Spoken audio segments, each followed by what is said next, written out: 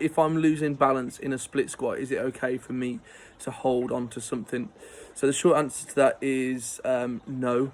Okay, if you're struggling for balance in a split squat, have a look at our foot position. Okay, we want to try and keep our feet shoulder width apart.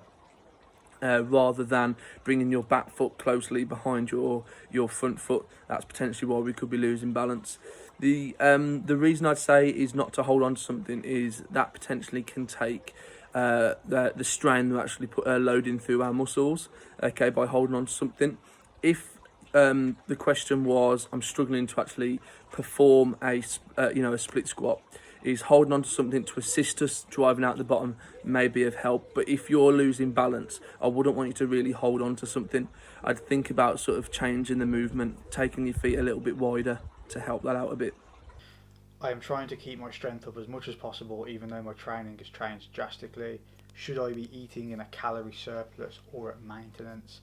That's a tough one. Obviously, generally speaking, in strength training and you're trying to gain strength or size, eating a surplus is necessary.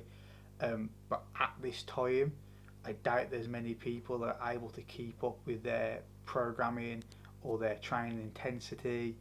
So therefore, the energy used isn't going to be the same as it was back when the gym was open. So personally speaking, I'd say you got play by ear. I'd kind of keep at maintenance first, and then just play on how you feel.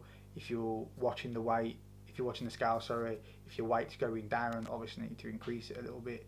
If you're feeling like you've got no energy, increase it a little bit, and just sort of go from there and just see like how you feel and how you find it really.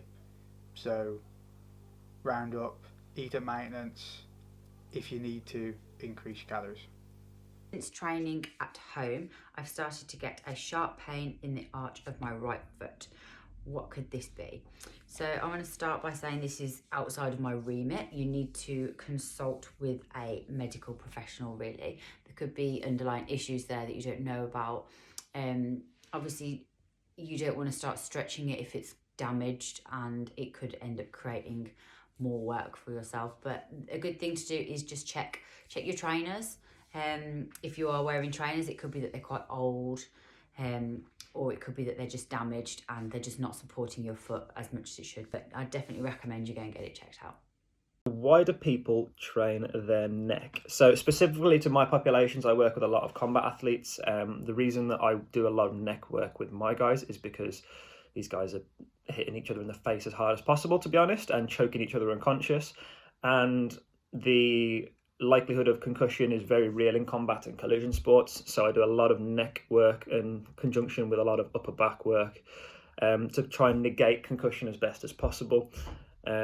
It might be for postural or structural reasons, but for the most part, it's largely down to do with concussion and the prevention of, and also the rehabilitation side after. If you can prevent concussion severity by having a stronger neck, you're rehabbing when you rehab from concussion, should you get it, you can expedite the process to make it even quicker. Okay, this is a really cool question. So, will training my handstand transfer over to my overhead press? Okay, so let's have a think about it in a couple of ways. First of all, when most people are talking about handstands and handstand press-ups, they're talking about pressing from this position. So my head is on the mat, my hands are on the floor, and I'm pressing to extension. So actually, if I looked at that in terms of an overhead press, I'm missing out perhaps over 50% of the full range. However, if I was to train on, say, parallettes or parallel bars, or basically create a deficit to do my handstand push-ups in, so that I am coming from my shoulder, then we are, in essence, creating a similar motion. Freestanding handstands will improve overhead stability and hopefully thoracic extension, which could potentially have transferability into our strict press. But really, they're both very different. You know, obviously when I'm doing an overhead press from a standing position with a barbell, my feet are grounded, I've got that solid sort of kinetic chain through my body, through my core, whereas when I'm upside down, first of all, my awareness and coordination is affected. I don't have that contact with the ground through my feet. So just in general, my awareness is a little bit different. Yes, we're still working at potentially a similar range of motion, even if it is just a shorter range of motion.